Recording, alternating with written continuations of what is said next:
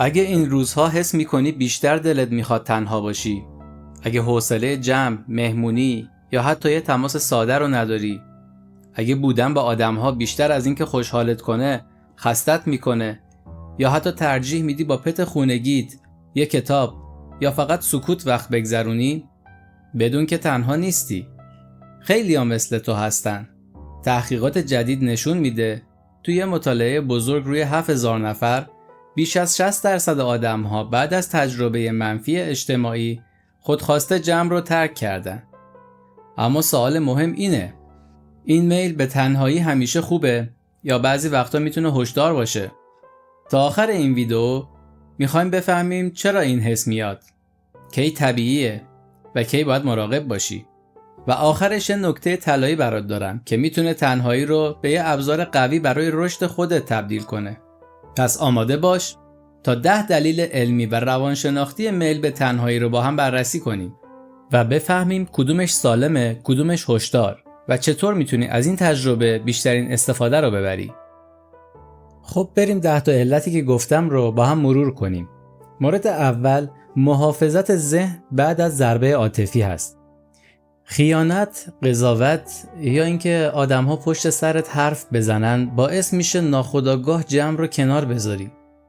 مثلا یه نفر بعد از جدایی حتی جواب دوستاشو نمیده چون مغزش داره خودشو محافظت میکنه، ولی کم کم میتونی با آدمای قابل اعتماد شروع کنی. حتی یه قرار کوتاه همراه با قهوه با دوست قدیمی میتونه شروع خوبی باشه. علت دوم، فرسودگی اجتماعی هست. تو مهمونی یا جمع پرتنش انرژی ته میکشه. مثلا یه کارمند بعد از یه روز پرتماس با آدم‌ها حتی شب نمیخواد تلفن جواب بده. این طبیعیه. فقط یاد بگیر کدوم جمع انرژی تو خالی میکنه و کدوم جمع شارژت میکنه و فقط با اون وقت بگذرون. علت سوم، ساختار بیولوژیک مغزه. بعضیا ذاتاً از بودن تو جمع انرژی کمتری میگیرن. مثلا وقتی همه شلوغ و شاد هستن، تو دلت میخواد برگردی خونه و کتاب بخونی. این یعنی مغزت پاداش بیشتری تو تنهایی میبینه. پس خودتو با بقیه مقایسه نکن. ریتم خودتو پیدا کن.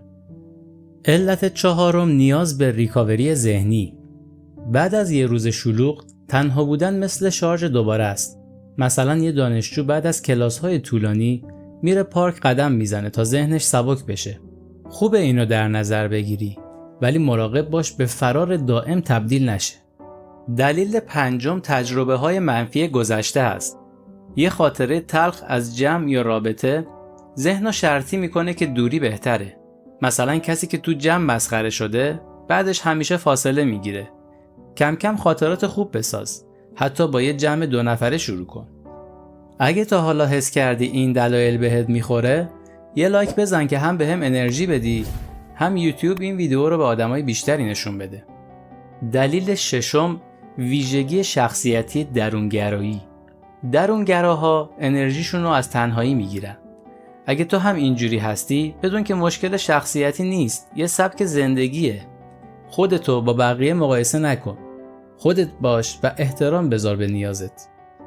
علت هفتم، فرار از مقایسه و قضاوت هست. بودن تو جمع یعنی مدام با دیگران مقایسه شدن.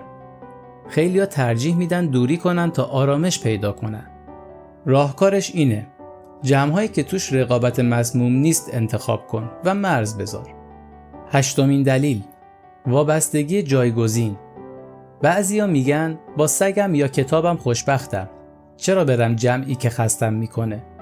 این جایگزین خوبه، ولی هیچ چیزی جای ارتباط انسانی واقعی رو نمیگیره. یه تماس کوتاه با دوست مطمئن هم انرژی مثبت میده. دلیل نهم، سبک زندگی مدرن. کار و خرید و دوستیابی آنلاین دنیای واقعی رو کمرنگ کرده. یکی کل روزش با لپتاپ و شب میبینه حتی یه سلام واقعی هم نداشته. راهکارش اینه، هر روز یه تعامل واقعی کوچیک داشته باش، حتی یه سلام به همسایه. یه سوال دارم، خودت بیشتر وقتا حس میکنی دنیای آنلاین داره جای دنیای واقعی رو میگیره یا نه؟ برام تو کامنت بنویس چرا. دوست دارم دلیل‌هات رو بدونم. و اما آخرین دلیل که مورد 10 هست، نشونه پنهان افسردگی یا اضطراب. اگه تنهایی فقط حس فرار بده و هیچ لذتی نداره، میتونه زنگ خطر باشه. اینجا جدی بگیر. صحبت با روانشناس یا حتی یه دوست نزدیک اولین قدم برای کنترلش هست. حالا بریم سراغ نکته طلایی که بهت گفته بودم. تنهایی وقتی واقعا خطرناک میشه که فقط یه فرار باشه.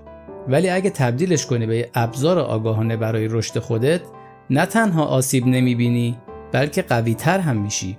مثلا به جای اسکرول بی هدف، وقتت رو بذار روی یادگیری مهارت جدید، نوشتن، ورزش یا تمرین مرزگذاری با آدمای سمی. اینطوری وقتی دوباره وارد جمع شدی یا رابطه ای تازه شروع کردی، آماده و محافظت شده ای. پس یادت باشه تنهایی همیشه بد نیست، ولی باید آگاهانه ازش استفاده کنی.